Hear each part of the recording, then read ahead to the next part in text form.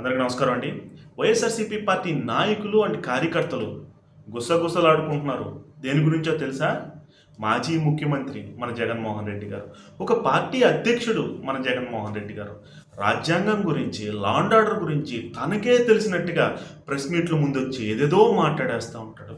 కానీ కానీ ఆగస్టు 15వ తేదీన భారతదేశానికి స్వతంత్రం వచ్చిన రోజున జెండా వందనం చెయ్యాలని చెప్పి ఒక ఇంగిత జ్ఞానం కూడా లేని మాజీ ముఖ్యమంత్రి ఎవరైనా ఉన్నారు అంటే అది జగన్మోహన్ రెడ్డి అని చెప్పి ప్రజలు అనుకుంటా ఉన్నారు.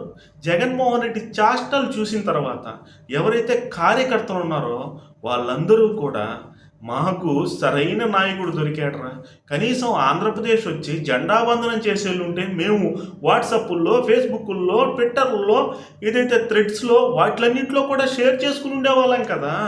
ఇతను అంతలాగా రాకుండా ఆ ప్యాలెస్లో కూర్చుని ఏం పీకుతున్నాడు అని చెప్పి కార్యకర్తలు, నాయకులు అయితే అనుకుంటా ఉన్నారు.